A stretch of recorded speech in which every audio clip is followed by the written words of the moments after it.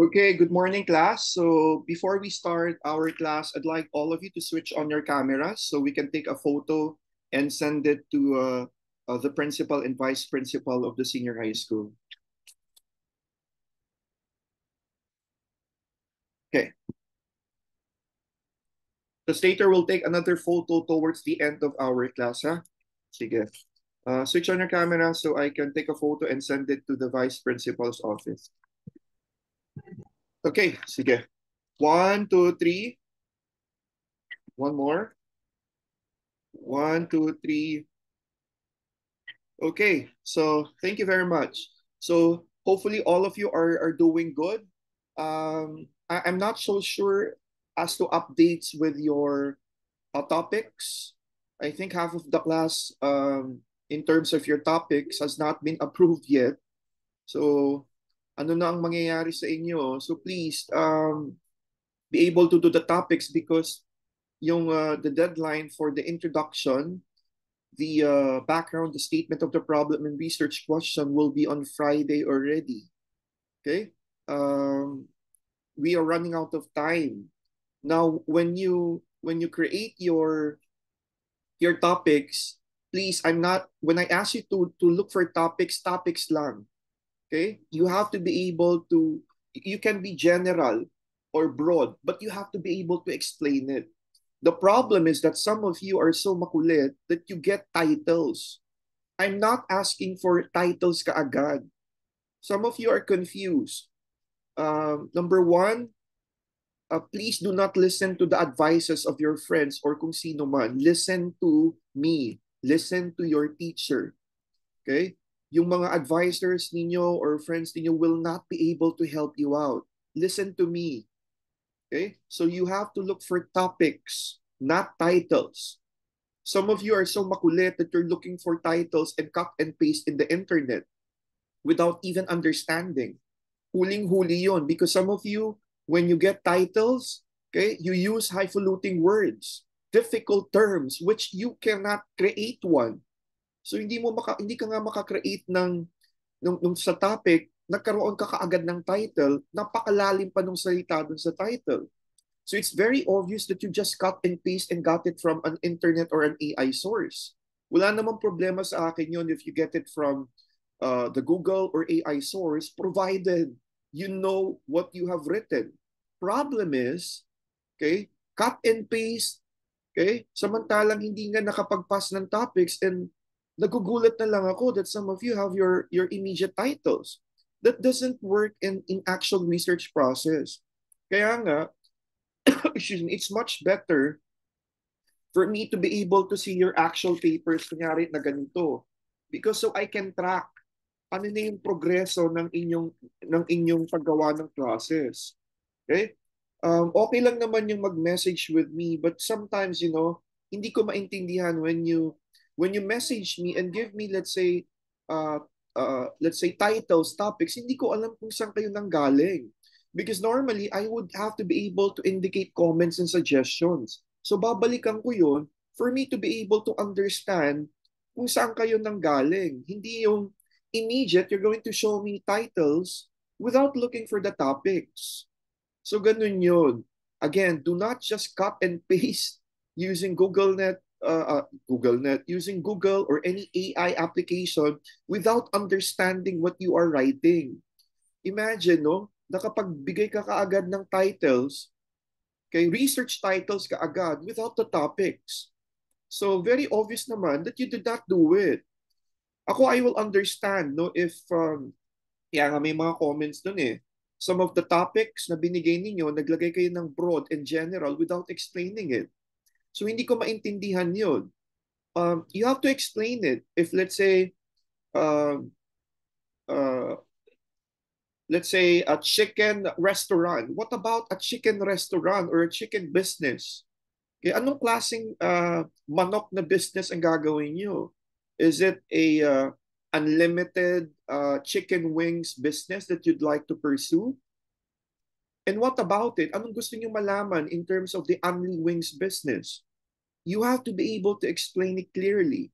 Ngayon, I'm asking for other topics. It's because when you get to look for your references in journal articles, thesis, and dissertation, and you tell me immediately, sir, I cannot find really a suitable references for my selected topic and approved working title, then I will allow you to be able to look for one. Hindi yung you decide immediately na ito na yung title ko. It doesn't work that way, class. Okay, kung magbabago ng title, I have to see the other topics. Your choice number 2 topic, 3, 4, and 5. Pabalik tayo doon. Not yung bigla na lang nakaisip kayo. It should be there in your paper. So again, in the topics or a general topic, explain it. Ano ba yung klaruhin nyo kung ano yung gusto nyo malaman doon. But make sure na yung topic nyo and leading to the working title is something new. Okay? It's something new, it's researchable, it's qualitative and not quantitative. Normally, I told you before, pag quantitative yan, the impact, yan, the effects of, the relationship, okay? Halatang halata mo na quantitative because you will use numbers. You will use statistics in identifying. Normally, in quantitative study, may variables yun. The dependent and independent variables. You have to explain that. But in a qualitative research, concepts. Ano yung concept doon sa iyong gagawing study? Okay, for example, the Only Wings business. What about Only Wings business? You'd like to find out the processes of creating an Only Wings chicken business? Or gusto mong maintindihan yung how it is being managed via, for example, the managers or the supervisors? Or would you want perceptions of customers of Only Wings? So, klaruhin nyo kung ano yun. And that will be very helpful. So, again, you have to be able to list the topics, explain it clearly, okay, from broad or general, okay, to a more detailed explanation. Okay, kayo, ano kayo? Business. So, think about topics related to your strand. Okay, ABM. It could be accounting related, business or management related. I think one of your classmates will be doing a research about. I think I remember about uh, um, software engineer consultants. Okay, so lived experiences or a case study of software engineer consultants. Okay, so pagka ganon, you stick with that. But if you plan to, let's say, come up with another title and it's not into the list of your topics, eh, iba-iba yun. Okay? It will appear that someone has coached you or advised you that in our class, may sinusunod tayong procedures. We will always go back to the topics, okay, that you have given me. I will not allow that na bigla na lang meron kang title without me being able to know. That means that you have consulted someone. Okay? Pagka ganon, lalo lang mahihirapan kayo because you're not listening to your teacher. I am here to help you out. So you have to go into the process. Let me just share to you. Share ko yung ating share screen. Let's me share screen. Share screen. Okay, so I am going to discuss to you the common qualitative research design that we will be using in our qualitative research. And then I'll be giving you an example later on as to an actual research paper that I've conducted para alam nyo kung paano yung ginagawa. So let's talk about the common qualitative research design. As you can see in the slide,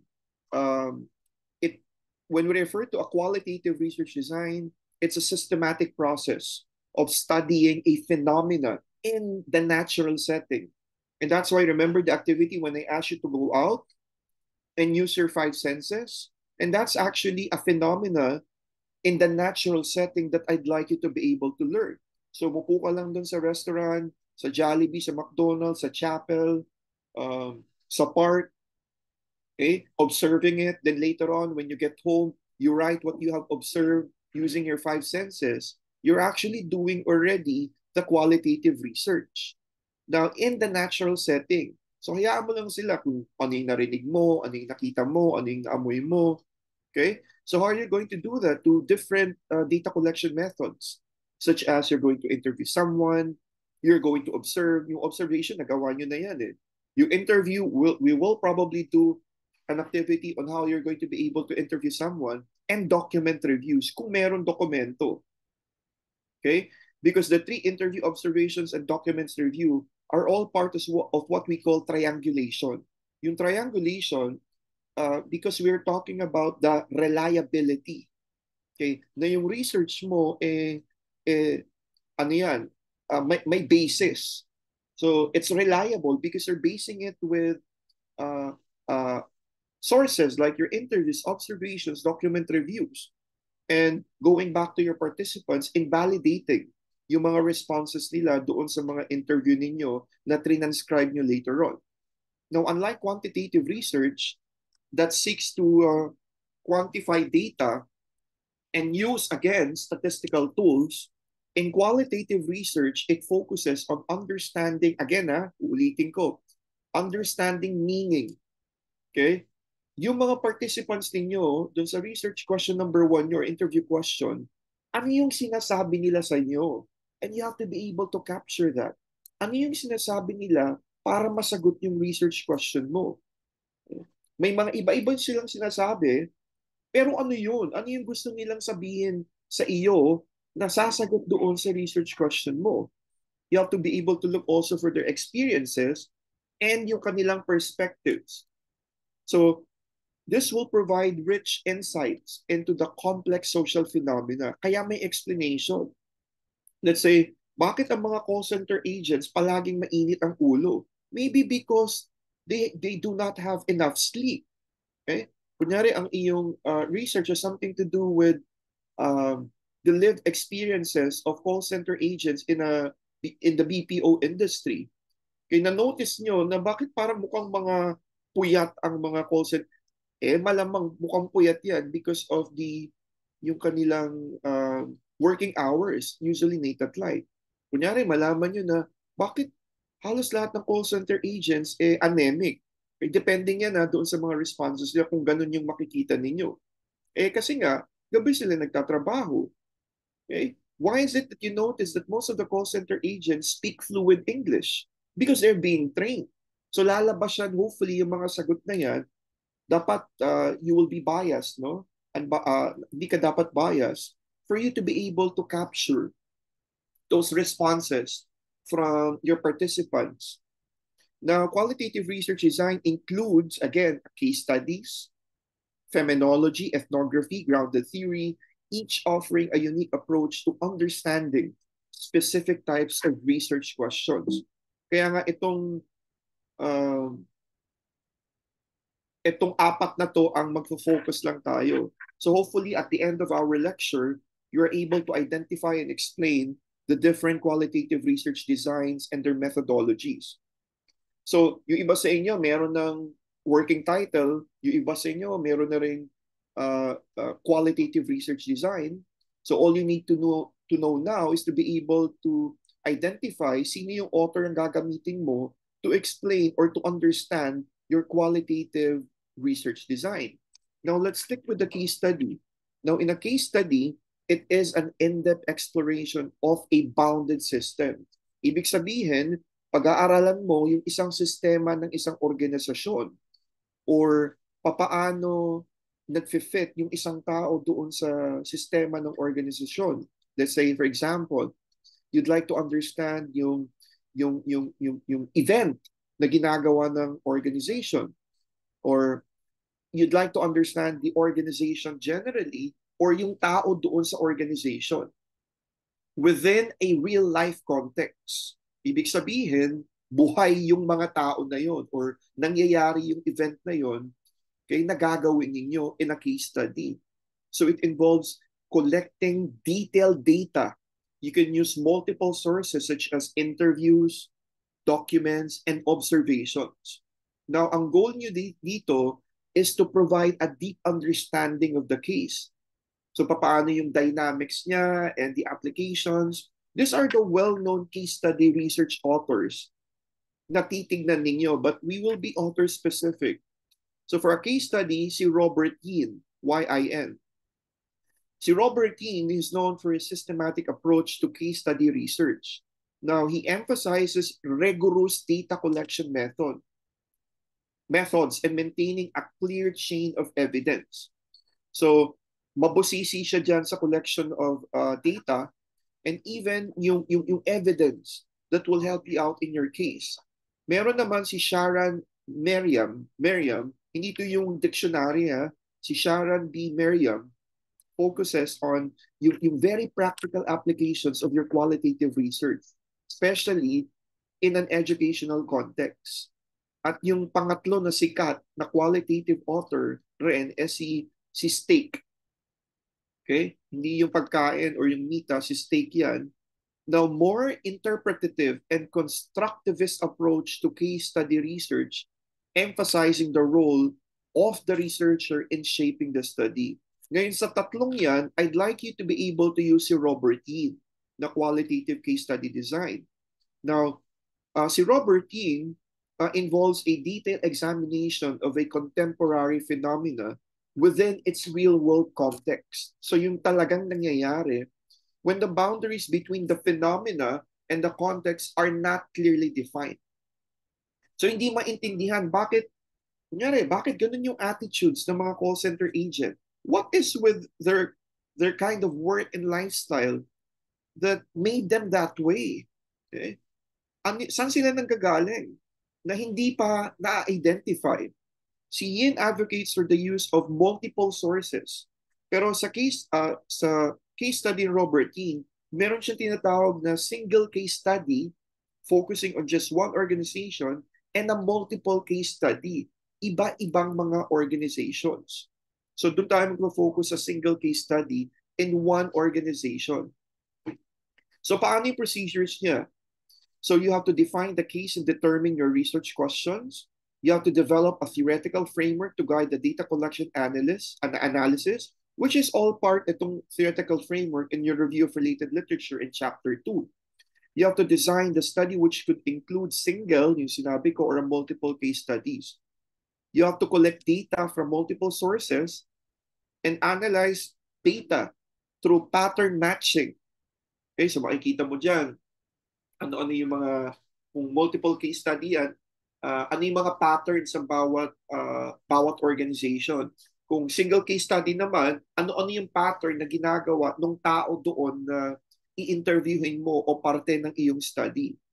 And in the data collection, of course, involves gathering multiple sources, your interview, the documents, archival records, direct observation to provide a comprehensive view of the case. Now, sa data analysis, of course, titignan rin natin sa Robert Yin, okay, there's pattern matching. Okay? Parang may pattern yung mga sinasabi ng mga organizations or yung tao doon. So, explanation building and a time series analysis. But in the data analysis, we will be using thematic analysis. So, yung mga na categorize na code na categorize ninyo, okay, would lead later on to themes na sasagot doon sa inyong mga research questions. So these are examples of case study research titles in Philippine setting. Yung iba sa inyo, ganyan yung ginawa. Kinat and paste lang ang mga research titles, which hindi ko alam kung saan yung pinagkukuha yun. Kaya again, I told you earlier, don't do that, no? Because we started first with the topics. From the topics, normally, I am trying to help you out create your the working titles. Pwede naman yun, but it should all start from the topics. So exploring the impact, these are titles, K-12 education reforms in public high schools in the Philippines, the family dynamics in overseas Filipino worker household, a case study of disaster preparedness in the barangay level, okay, in the Philippines. Number 4 dapat yung understanding the role of local governments in urban farming initiatives in Metro Manila. Then we have examining e-learning adoptions in private Philippine universities and the rest. E basahin nyo na lang ibang examples. And then we proceed with the qualitative phenomenological or phenomenology research. This seeks to understand and describe individuals' lived experiences of a particular phenomenon. Okay? It aims to capture the essence of the experience by focusing on how participants make sense of it. Now, the known qualitative phenomenological study researchers are as follows. Si Edmund Husserl, okay? Very well known yan, ginagamit yan ng ibang mga researchers. Okay, focusing on the study of consciousness and intentionality. We have si Martin Heidegger, existential themes such as being in the world. Yan yung parang, normally itong kay Heidegger, ginagamit yan ng mga philosophy students when they do their research related to philosophy. Ito, very sikat rin si Max van Manen. Max van Manen combined the phenomenological research with pedagogy focused on the lived experiences. Pero ang gagamitin natin, it's either si Colizzi or si Georgi. Okay? Yung qualitative phenomenological design. So, pipili lang kayo dyan which is suited for your study. Pag si Colizzi, yung data collection nyo, you would have to gather participants' descriptions of their lived experiences through in-depth interviews. And your data analysis, you will have to extract significant statements, formulate meanings, group into themes, and create exhaustive descriptions of the phenomena. Okay? Yun yung mga themes later on, yung phenomena na sasagot doon sa iyong research questions. Si Georgie naman, may data collection rin, in-depth interviews, live experiences, read the whole transcript to get a sense of the experience. Now, break the text into meaning units, transform meaning units into descriptions of lived experience, and you have to synthesize the themes into a coherent description.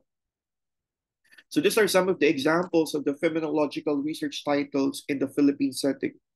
So lived experiences of Filipino nurses working overseas, the phenomenology of grief among typhoon survivors in the Philippines, and many more. So basahin na lang ibang examples. And then we move to the ethnographic research or ethnography. So itong ethnography naman is a research design focused on studying cultural practices. I think na-mention ko na to before. The social interactions and the shared behaviors within a particular group. Kung LGBTQ man yan, kunyari mga pare, no? yung live, o kaya the lived experience of an ex-seminarian. Pwede rin naman yun. Ethnographers immerse themselves in the community. Ang sabi nila dito normally in ethnographic research, the normal na mai-involve ka with the community is between 3 to 6 months. Now, there are two terms that you have to identify in an ethnographic research. It's called the mimic and the emic perspective. Yung perspective mo as a researcher and the perspective of the participant. Huwag niyo kalimutan yun na the mimic and the emic perspective. And then, what are the known qualitative ethnographic study research authors? Ang very popular dito si James Pradley, which I am recommending you to be able to use as your author of reference. So developing ethnographic techniques for understanding cultural systems. Si Clifford Geertz, okay, thick description approach emphasizing detailed accounts of cultural practices. And si Bronislaw Malinowski, okay? So one of the earlier pioneers of participant observation in anthropology. Pero si James Pradley ang recommended ko. So research design ng ni Spradley and to the ethnographic design, so he emphasizes the importance of understanding the culture of a group. Kunyari, ang iyong research has something to do the exploration of, I think one of your classmates will be able to do that, exploring the culture of hip hop. Okay, what's with hip hop? Ano bang meron ang hip hop na maraming mga young people are into it? So you will explore the culture of hip hop among let's say among students. So The procedures will be as follows. Entry into the field. So you have to gain access to the group, okay, by developing trust and rapport. Kailangan mo maintindihan yung grupo or yung world nila. Data collection, news participant observation, and in-depth interviews. So in the data analysis, may tinatawag na domain analysis, identifying the cultural categories. Then the taxonomic analysis, organizing into hierarchies, the computational analysis, analyzing different differences with categories, and the thematic analysis, which means identifying recurring cultural themes. So with ethnography, ang gagamitin natin is thematic analysis. So here are some of the examples of actual qualitative ethnographic research titles. The cultural practices of the Ivatan people of Batanes. Okay, ethnographic study of Filipino fiesta celebrations. Okay, bakit ganun, no? Sa atin, no? Pumunta ka sa may fiesta, okay? Pumunta ka sa isang bahay na hindi mo kilala, and they'll be able to invite you to eat, no? To eat food, yung mga pagkain nila doon. So there is something in our fiesta celebrations. The role of bayanihan in rural Philippine communities, understanding jeepney driver culture in Metro Manila. Okay? Or wala pang gumawa yun, understanding. Kunyari, yung mga delivery driver, no? Mga understanding delivery driver culture. Wala pang ganun. And of course, the last would be the grounded theory, which is the most difficult. It's a research design aimed at developing a theory grounded dun sa baba, sa grassroots, in data systematically gathered from participants. So it is used with no existing theory adequately explains a phenomena. Kaya in a grounded theory, wala ka talagang literature. The literature will come after you have gathered your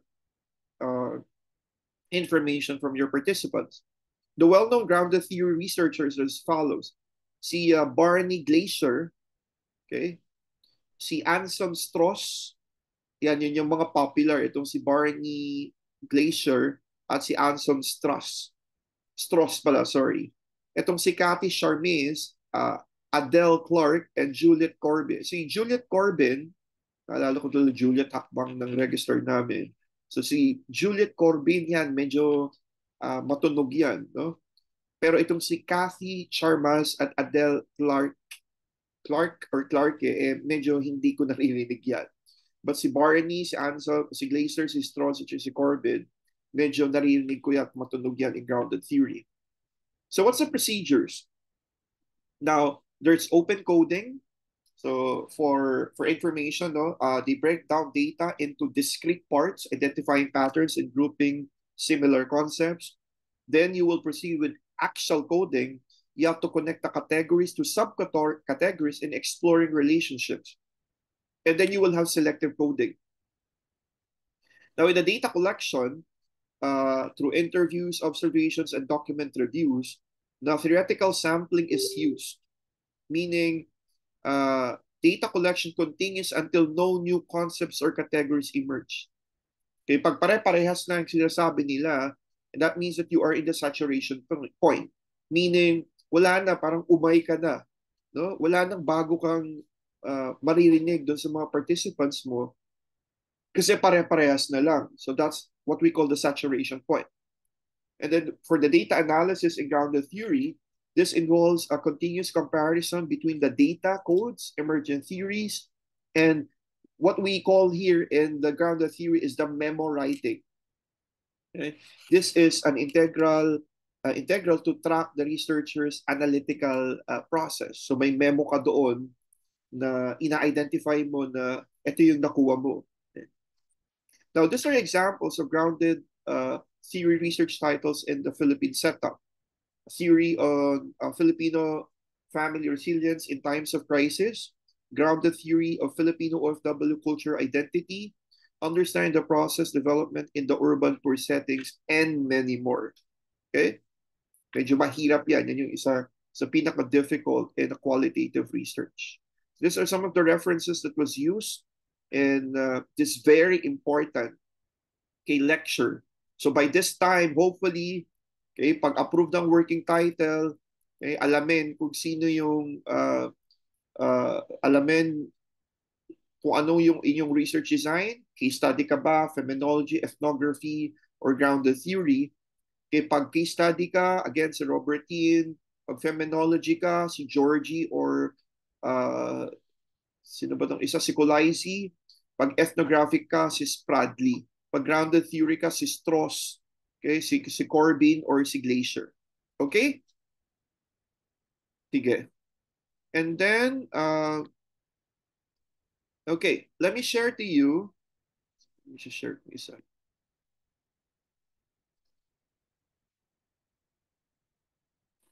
Dito.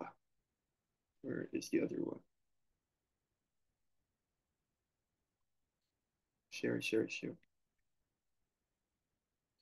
Okay, let me share to you an actual research I have conducted, which will be presented on September 14. This is all about microplastic air pollution in Quezon City, Philippines. Perspectives from environmental experts, educators, and residents.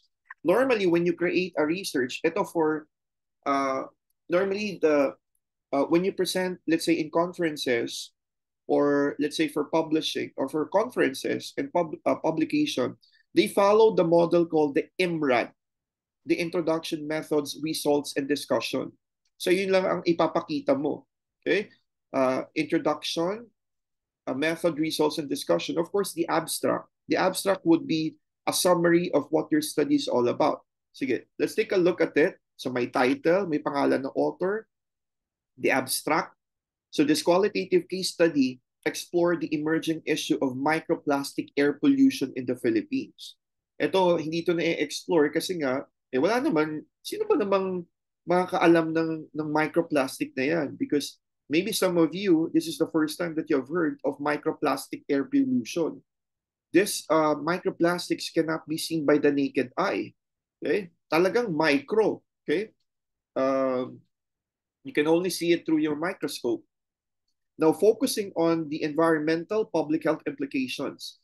So, the study made use of semi-structured interviews with environmental experts, the local residents, and educators, as well as document analysis and field observations in Quezon City.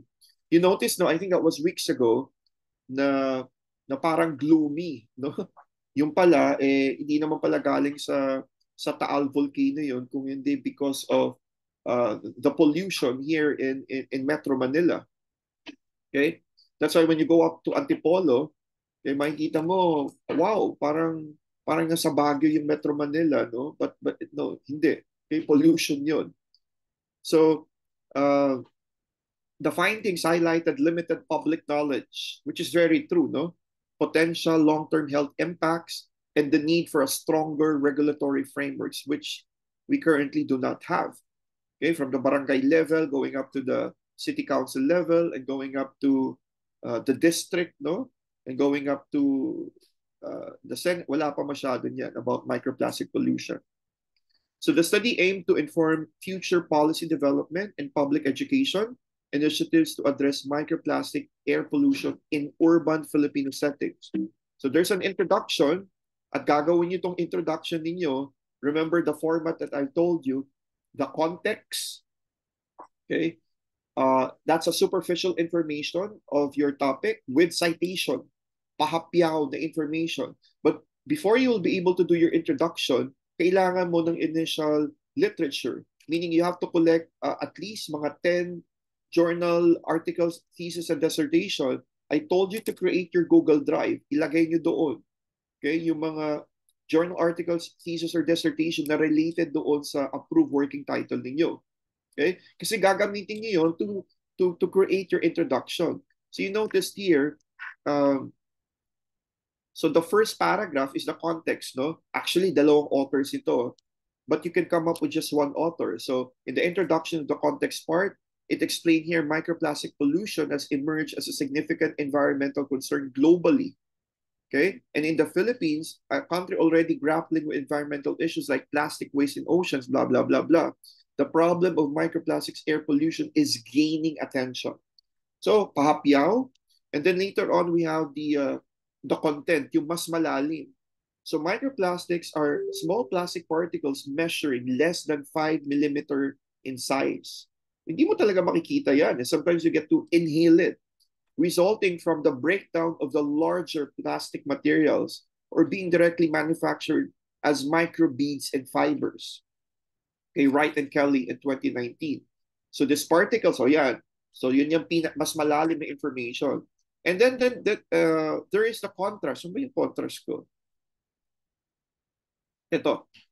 While other countries like the United States and the European Union have implemented stringent policies to mitigate plastic pollution, the Philippines faces unique challenges due to its archipelagic geography, okay, blah, blah, blah.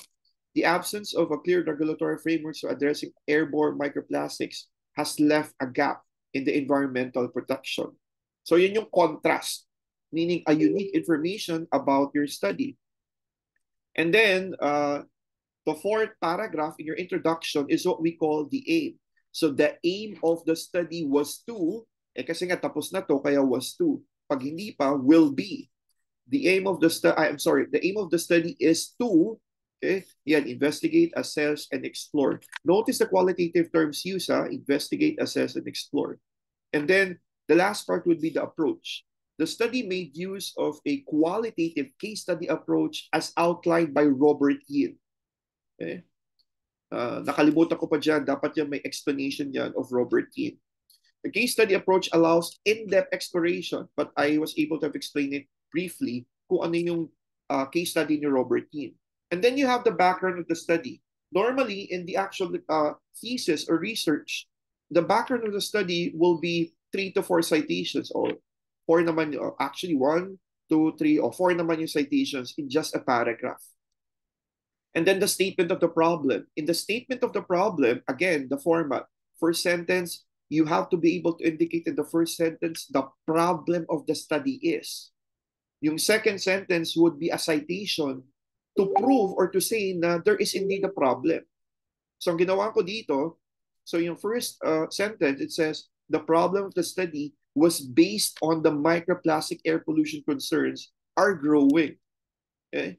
Now, sa second sentence, actually the first in-include ko na, the second sentence is the citation. Si Prata et al. 2020. And the third sentence in the statement of problem would be the purpose. The purpose of this qualitative case study is to, so you have to present tatlo uli. Kagaya nito, to explore, to understand, and to examine. And then, yung fourth sentence would be the problem of the study will be answered by the following research questions. So ito yung research questions. You notice here, what and how lang. Ganun rin ilalagay nyo. What are the primary sources of airborne microplastics in Quezon City, Philippines? How do residents and environmental experts perceive the health risks associated with microplastic air pollution? And what are the current public awareness levels and policy initiatives regarding microplastic air pollution in the Philippines, particularly in Quezon City? So you notice dito wala yung scope and delimitation, yung definition of terms, significance of the study, kasi nga IMRAD yung type of presentation, introduction, methods, results, and discussion. But in the real thesis, kasama yung scope and limitation, significance, definition of terms. Kayo rin, babalikan nyo later on yun with chapter 1. And then there's a synthesis of literature. Okay? So ito yung synthesis ng literature that was used. But in the actual context of thesis, ano yan, chapter 2 yan. So that's like 10 or more pages, double space. After yung RL nyo in thematic form would be the synthesis, 1 or 2 pages, the summary of all, and then theoretical framework, conceptual framework. So in the conceptual framework dito, di-describe lang. Actually, kahit wala naman conceptual framework for this study because IMRAD model nga yung gagamitin. So the methodology, again, in-explain niya dito, si Robert Yin. Ganun rin sa inyo, pag sa chapter 3, sa methodology, you will just have to explain the methodology. Ano yung research design, participants, local, the sampling technique, the data collection methods used, data gathering procedure, the data analysis, and the ethical consideration.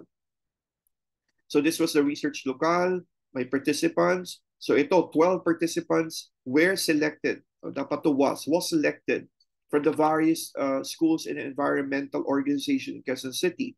4 teachers, 4 educators, and 3 and 4 environmental experts from the government and non-government organizations. Purposive sampling technique was used here. So yan yung data collection methods, semi-structured interviews, the data gathering procedures by Robert Keane, specifically using thematic analysis. Okay, so ito yung naging results. So sa research question number 1, sources of airborne microplastics, ang naging theme was that yung sagot sa research question number 1 is industrial activities and waste mismanagement. So may sinabi yung participants 1, number 2, okay? Tapos may citation explaining or telling the readers na totoo itong sinabing ng participant 1 and 2 parehas or in synergy with the literature. Then you have research question number 2, perception health risk. Yung theme na na-extract doon sa mga interviews and interviews would be emerging concerns over respiratory health. So yun sinabi ni direct quotation coming from the participants. Tapos you have the citation. You have research question number 3, public awareness and policy initiatives. Ito yung na-extract na theme, limited awareness and policy gaps. Yung direct quotation ng participants. And you have here the citation. Okay, that would explain yung sinabi ng participant at saka yung created theme. And then there was a recommendation here. Tatlo lang yung nailagay ko. Strengthen public education campaigns, implement stricter regulations, and encourage further research on microplastic. And of course, the concluding part. The study highlights a growing concern of microplastic air pollution in Quezon City, Philippines, and its potential risks. It emphasizes the need for more localized research, public awareness, and policy initiatives to address these emerging environmental issues. Okay, so I think that's it for our lecture for today. I will be uploading this in the YouTube of St. Patrick's School for your reference. Okay, and yeah, hopefully when we get to meet up by tomorrow or Friday, I need to be able to see already, especially those who may mga working titles na. I would want to see already the introduction, statement of the problem, introduction, background, statement of problem, and the research questions. Okay? So, yun ang deliverables na kailangan hopefully gawin within the week. For those na wala pa, you have to be able to see me when we get to meet in class. Okay? So, please asikasuhin yung mga topics, yung wala pang mga topics, kasi importante yan. Kasi nahuhuli na. Okay, mahuhuli tayo. Okay? Because after this week, next week, we will start already with our review of related literature. At matrabaho yun. I'm telling you, because from the 10 journal articles, you need now to have 20 or more journal articles to support later on your study. Okay? So I think marami na yung sinabi ni Dr. Dakanay. So i-review na lang ito mamaya dun sa YouTube ng St. Patrick's. So I'm going to upload it for your reference. Okay, sige, let's have a picture taking all together. Kasi ako'y malolobat na sa laptop. I wasn't able to bring my charger with me. Okay? Sige. Please, I will take a photo so I can send this to our vice principal. Okay? Sige. Okay, 1, 2, 3. Okay, one more. Okay, 1, 2, 3. Okay, thank you everyone. Again, huwag makinig sa ibang tao. Okay? Yung hindi makakatulong sa inyo. Please don't listen to other people. Just listen to your teacher on how you're going to be helped in your topic. Okay? Sige, thank you very much everyone. Goodbye.